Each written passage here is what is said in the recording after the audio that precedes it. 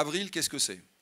Avril, c'est une société en commandite par action, donc ce n'est pas une coop, qui a été créée par Jean-Claude Sabin, qui était secrétaire général adjoint de la FNSEA il y a 40 ans, donc ça a été créé en 1983, avec l'idée qu'à ce moment-là, le secteur des huiles et protéines, donc en gros colza, tournesol, lupin, protéagineux, voilà, était frappé de plein fouet par la crise, vous savez, l'embargo sur les protéines des US, et qu'on était planté.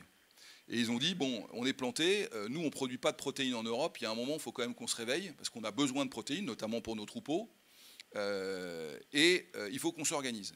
Et a été créée à ce moment-là une entreprise dont le modèle économique, c'est le capital est détenu par le monde agricole, et je vais être précis, et on ne verse pas de dividendes aux actionnaires parce que ça ferait quelques dizaines de centimes. En revanche, la mission, c'est qu'on réintègre la totalité des résultats dans l'entreprise et on fait en sorte de développer l'activité et la structuration de la Ferme France dans ce domaine. C'était il y a 40 ans. Et donc, ils ont commencé en 1983 en rachetant une usine qui était en cessation de paiement, une usine de trituration. Et puis, ils sont partis. Et c'est comme si sur votre ferme, vous ne préleviez zéro et tout ce qui est gagné tous les ans est remis dedans. Et donc, c'est la boule de neige. Et donc, en 40 ans, cette entreprise, aujourd'hui, fait entre 8 et 9 milliards de chiffre d'affaires et de l'ordre de 350 millions, alors EBITDA comme l'EBE sur votre exploitation. Et ces 350 millions derrière, il y a une partie de l'argent qui est pris pour réinvestir, pour moderniser, mais il y a des résultats nets qui sont, en fonction des années, entre 30 et 50 millions aujourd'hui. Et cet argent, il est en permanence réinvesti. En France, et depuis maintenant une quinzaine d'années, à l'étranger. Et cette entreprise, le capital est détenu par 3 structures.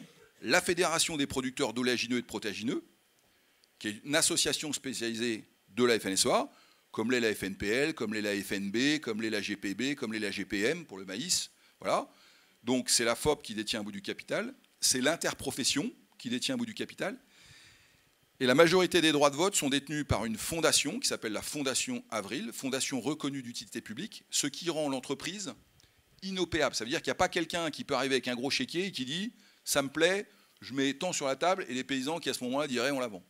Donc cette entreprise, elle est aux paysans, et elle sera, aussi longtemps qu'elle aura des capitaux propres, aux paysans. Et il se trouve que les administrateurs qui siègent au conseil d'administration d'Avril Gestion, qui est la structure qui gère le groupe Avril, le conseil d'administration, pas le groupe Avril au quotidien pour allumer la lumière.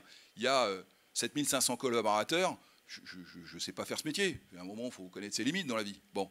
En revanche, nous sommes un certain nombre à siéger au conseil d'administration, dont Sébastien qui est là, et on donne les orientations agricoles.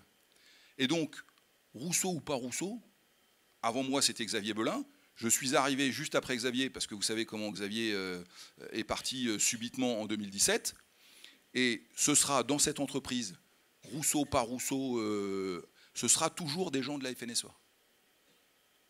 Toujours des gens originés de la FOP. Parce que la vision, c'est quoi? La vision, c'est qu'on ne peut pas dire, on n'arrive pas à faire de valeur dans nos fermes, et pas se poser la question de ce qui se passe de l'autre côté de la haie. Et donc, je le dis avec humilité, parce que moi, j'arrive là, il y a eu dans cette entreprise en 40 ans, 3 présidents et 2 directeurs. Vous voyez, c'est le truc un peu robuste, quoi. Ça fait pas de bruit, mais alors là, ça commence à se voir un peu, parce que quand vous faites 9 milliards et que vous commencez à avoir de l'argent, voilà. Et ça gêne, en disant, ben, Rousseau, c'est un industriel. Alors, je vous dis pas, d'abord, pour ceux qui s'intéressent, je détiens une part sociale du groupe, parce que pour être mandataire social, il faut avoir une part, de 10 €. C'est le début de la richesse, me direz-vous, mais donc je ne détiens pas le capital, c'est pas à moi, voilà, rien n'est à moi, hein, et surtout, je voudrais vous expliquer comment je suis arrivé là. Parce que pour être administrateur de la FOP, il faut être désigné par son président de FRSEA, Fédération régionale. Tous les 3 ans, il y a un courrier qui est envoyé au président de la FRSEA, donc vous concernant ici, c'est Denis Mousseau, à qui on dit, dans ta région, il y a X administrateurs, merci de nous les désigner. Donc moi, tous les 3 ans, si par exemple je prenais le melon, ou j'oubliais d'où je viens, ou j'ai plus les mêmes idées que le collectif ou la majorité, c'est dehors, terminé. Donc ça veut dire, que je suis légitime. Donc quand les gens disent, oui mais Rousseau, je sais pas quoi, l'entre-soi, non. Je suis là parce que j'ai été élu par les gens de ma région. Et tous les 3 ans, s'ils considèrent que je ne fais pas le job, c'est dehors. Ensuite, à la FOP, il y a un certain nombre d'administrateurs qui sont orientés pour aller dans les structures du groupe Avril. Parce que là, il y a le conseil d'administration, mais il y a aussi un conseil de surveillance, il y a des structures en dessous. Mais ça nécessite de se former. Parce que lire un bilan d'une ferme, pas de problème, d'une coopérative de taille moyenne, pas de problème, mais quand vous arrivez dans cette taille de groupe, il faut un peu bosser.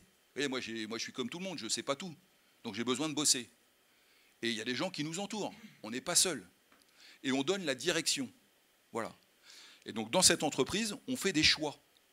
Et le choix, il y a une quinzaine d'années, c'était d'internationaliser le groupe. Parce que ça nous paraissait important pour atomiser le risque, pour ne pas mettre tous ses œufs dans le même panier, de voir que quand la France ne va pas bien, c'est pas mal d'en avoir un peu à droite à gauche. Et donc on est dans une partie de l'Europe, en Afrique. Aujourd'hui, on est 19 pays. Il n'y a rien de secret. On produit un rapport annuel tous les ans. Si vous allez vous taper Avril sur machin, tout est écrit. Quand les gens disent « Oh là là, on a découvert que Avril avait une boîte au Brésil », bah, excusez-moi les amis, mais c'est pas nouveau. Hein. Enfin, il faut apprendre à lire, quoi. Voilà. Pourquoi on investit dans les différents pays? Parce que nos cœurs de métier, c'est de prendre vos colzas et vos tournesols, où vous habitiez, alors ici plutôt tournesol, et de les triturer. Et avec ça, de développer de l'huile d'un côté, donc de l'huile de table, de l'oléochimie et des huiles carburants. Et puis, avec le reste, les tourteaux, de faire de la protéine. Parce que vous savez qu'on en manque en Europe. Et notamment de la protéine à destination de l'élevage non OGM. Parce qu'il y a des filières qui attendent ça. Voilà quel est le fondement du groupe. Et donc, aller investir au Brésil dans une entreprise qui s'appelle Azevedo, qui fait de l'huile de ricin parce qu'on n'en a pas en Europe, ça a du sens. Au même titre qu'investir en Malaisie dans l'huile de palme parce qu'on n'en a pas en Europe, ça a du sens. Parce que quand vous avez des clients, eh ben, c'est comme dans un magasin de producteurs. Plus vous avez de produits, plus vous attirez le chaland. Si vous vendez qu'un produit, c'est plus compliqué. Ça aussi, c'est la base. Et alors, parce que j'entends des conneries tous les jours, on a des usines en France. Parce que vous savez que l'industrie en France, c'est pas complètement évident. Aujourd'hui, vous voulez monter un poulailler, c'est déjà l'enfer, mais une industrie lourde, je vous passe les détails. On a une usine à Bordeaux, on en a une à Sète, pour prendre le sujet d'ici. La question est donc, on nous a dit, ah ben Rousseau, il a importé du tournesol d'Ukraine. Vous vous rendez compte, comme si c'est moi qui le commandais le matin sur un carnet à souche. Bon. Mais j'assume tout, hein, moi j'assume tout. Hein. Voilà. Donc il y a un moment, bon. Pourquoi? Parce qu'on a des usines. Et qu'au regard de ce qu'est la production de tournesol, qui varie, et vous avez vu la misère cette année, avec la flotte, avec les pigeons, avec tout ça, et c'est partout comme ça en France, on a des volumes qui bougent tous les ans. Et que, évidemment, quand vous avez une usine, il faut qu'elle tourne à 100%, sinon elle n'est pas rentable. Et que quand vous n'avez pas assez de marchandises, bah, qu'est-ce que vous faites? Bah, vous en importez. Ou alors, il y a une deuxième solution, vous fermez l'usine, et vous faites de la réduction de votre périmètre d'usine. Ben moi, comme paysan, Sébastien est là, jamais on a acté de fermer des usines en France. Parce que vous savez comment ça se passe quand il y a l'abattoir qui ferme, quand il y a la laiterie qui ferme, quand il y a le silo qui ferme. C'est fini.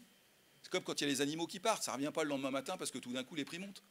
Et donc, nous, on a toujours assumé de garder des usines. Mais pour les faire tourner, eh ben, on est parfois obligé d'importer. Alors après, où est-ce qu'il y a du tournesol? Ben, le plus gros producteur de tournesol en Europe, il est en Ukraine. C'est ce que je vous dise. Donc oui, on assume de faire ça pour faire tourner nos usines. Ou alors, il faut dire, on ne veut plus d'usine à Bordeaux, on la ferme. Mais ça veut dire que votre tournesol, après, il faut aller le mettre sur un autre port. En logistique, c'est plus le même prix. Et c'est de la compétitivité que vous perdez directement dans vos exploitations. La bonne question pour les gens intelligents, c'est est-ce qu'à la fin de l'année, il me reste du tournesol ou du colza sur les bras que je ne sais pas vendre? La réponse, c'est non. Et la deuxième chose, c'est est-ce que je le vends à un prix qui est supérieur ou qui est égal au cours mondial. C'est-à-dire qu'en gros, s'il n'y avait pas les usines, il faudrait que j'aille dans un port, on l'exporterait, on paierait ou on l'enverrait en Europe, je ne sais pas où. La réalité, c'est que quand vous regardez les prix payés au colza et au tournesol en France depuis 10 ans, et tout ne vient pas chez Avril, je précise aussi pour ceux qui pensent qu'on aurait tout, on est supérieur à ce prix-là. Donc on crée de la valeur. Alors il y a toujours ceux qui disent c'est pas assez, il m'en faudrait plus. Ok. Et on le fait avec nos partenaires coopératifs. Est-ce que ça, on veut de ce modèle-là ou on ne veut pas de ce modèle-là à la FNSEA? Mais moi, il faut être cohérent, les amis. Moi, je porte ce que je dis et ce pourquoi j'ai été élu. Et je veux dire aussi que quand j'ai été présenté ma candidature à la FNSEA, c'était sur la table. Hein. Personne n'a été grugé. Hein. Et un deuxième exemple que je vous donne parce qu'il me tient à cœur, c'est qu'il y a 3 mois, on a racheté, alors pas ici, au nord de la France, avec d'ailleurs une succursale dans le Puy-de-Dôme, une usine qui s'appelait Metex, qui s'appelle aujourd'hui Eurolysine, qui est une entreprise qui fabrique des acides aminés pour l'élevage. C'est la dernière usine en Europe qui fabrique des acides aminés pour l'élevage. Tout le reste, c'est du chinois. Les Chinois ont mis la pression comme des fous sur les prix pour faire planter l'usine, qui était plantée. Redressement judiciaire. Avec l'idée qu'une fois qu'elle avait disparu, quand vous êtes tout seul sur le marché, vous faites monter les prix et vous êtes les patrons. l'État est venu nous voir. Et nous avons, le groupe Avril, avec la Banque publique d'investissement, repris cette usine. 300 salariés à Amiens, plus une centaine à Saint-Beauzire, à côté de Clermont-Ferrand, pour garantir la souveraineté de la production d'acides aminés en Europe, singulièrement en France, pour l'élevage. Là aussi, ceux qui m'expliquent que Rousseau, c'est un gros céréalier du bassin parisien, mais j'assume, ma famille est née là, mes parents étaient là, mes grands-parents, qu'est-ce que vous voulez, moi je suis de quelque part. Voilà, donc, non mais, dans une France où il y a...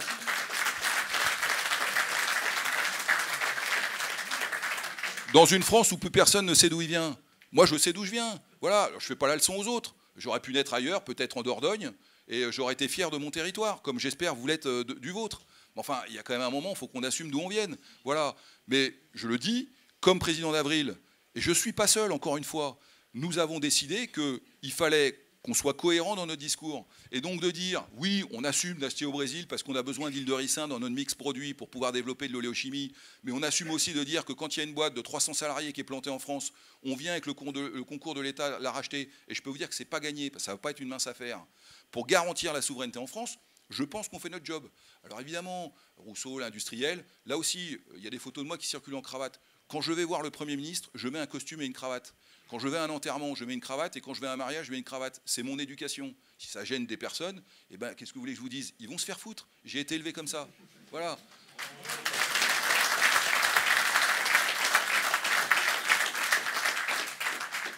Comme si l'habit faisait le moine. Bon, donc, je vous le dis, le jeu de la CR, pour ne pas la nommer, c'est taper sur la FNSEA, renverser la table et attaquer son président. C'est vieux comme le monde, hein. Tout le monde se détend. Je vais vous dire, si je m'inquiétais à chaque fois qu'on écrit un truc ou une bouse sur moi, ça fait longtemps que je ne me lèverai plus. Hein. Bon, je ne vous dis pas que c'est agréable pour ma famille et pour mes gamins. Mais ça, c'est autre chose. Mais moi, j'assume mon engagement. Nous assumons nos engagements chez Avril. Voilà. Et si ça vous intéresse, on vous invite à venir voir. On n'a rien à cacher. Alors là, je le fais en 10 minutes, un quart d'heure. Je pourrais vous en parler pendant des heures. S'il y a des côtés spécifiques qui vous intéressent, venez voir. Et je vais même vous dire, il y a parfois des choses sur lesquelles nous, on fait évoluer les choses. Parce que c'est aussi une entreprise dans laquelle, quand vous avez 7500 collaborateurs, ça questionne. Mais encore une fois, le fait qu'il n'y ait pas de versement de dividendes, que la fondation prenne une part précipitaire et que tout le reste soit investi, si cette entreprise, elle est bonne, dans 15 ans, on est le numéro 4 de l'agroalimentaire français, dans 15 ans, ça va être quelque chose. Hein. Ça va être quelque chose. Et l'objectif, c'est de faire qu'on investisse sur la ferme France. Et les réflexions qu'on se pose dans nos projets stratégiques, c'est où est-ce qu'est la ferme France dans 5 ans ou dans 10 ans? Ça, c'est une sacrée réflexion. Où est l'élevage? Où sont les grandes cultures? Qu'est-ce qu'il faut faire sur l'énergie? Quel sera le prix de l'énergie? Comment sera animé le territoire? Où est-ce qu'il faut mettre des ressources? Comment ça va évoluer? Est-ce que l'Europe va se refermer sur elle-même? Est-ce que l'Europe va exploser? Est-ce que la Chine et les États-Unis seront en guerre? Où sont nos ressources? Enfin, quand vous commencez à vous poser des questions comme ça, c'est autrement plus exigeant que de venir sur une radio et de claquer du bec. Voilà. Et je le redis, je ne sais pas tout, j'en apprends tous les jours. S'il y a des gens qui ont des conseils à nous donner, on est très preneurs. On ne fait pas tout bien, mais il y a un moment, il faut qu'on assume dans la vie de dire qu'on est des paysans, on veut de la valeur dans nos fermes, et dire je veux de la valeur dans ma ferme, sans poser la question de savoir quel est le marché, comment on s'organise, où sont nos compétiteurs, où sont nos clients, comment on parle aux consommateurs, je trouve que ce n'est pas sérieux. Donc le groupe Avril, Rousseau ou pas Rousseau, il continuera à exister, et j'espère qu'aussi longtemps qu'il existera, il y aura des administrateurs de la FNSEA pour s'engager. Et je redis que ces administrateurs, si vous considérez que le boulot chez le groupe Avril n'est pas bien fait, c'est votre responsabilité. Et je le dis parce que je vois Thierry en face de moi, là. Vas-y, lève-toi, qui te voit là. Voilà. Thierry, il est administrateur de la FOP. Voilà. En votre nom à tous. Donc si vous n'êtes pas content... Donc si vous n'êtes pas content... Voilà. Bon, non, mais voilà, vous voyez, ça c'est la vraie responsabilité. Ça, c'est la vraie responsabilité. Et la FOP, après... mandate des administrateurs. Voilà. Excusez-moi d'avoir été un peu long, mais je prends un peu sur moi de temps en temps parce que quand j'entends le monceau de conneries qui se débite, voilà. Et le côté industriel, qu'est-ce que vous voulez, je vous dise, moi, il y a un moment, moi, dans notre métier, 90% de nos produits ont besoin d'industrie. Hein. Parce que la côte de porc, le litre de lait, le kilo de farine, ils n'arrivent pas dans l'assiette du consommateur comme ça. Hein. Voilà. Donc, ou on maîtrise les outils, ou alors c'est les autres qui le font, et après on n'a que nos yeux pour pleurer. Et à un moment, il faut savoir ce qu'on veut. Hein. Quand il y a des gens parmi vous, et vous êtes nombreux à faire de la vente à la ferme, c'est parce que vous avez compris qu'à un moment, il faut aussi se mêler du marché. Et produire, c'est une chose, mais vendre, c'est aussi un métier. Hein. Voilà. Merci beaucoup Arnaud.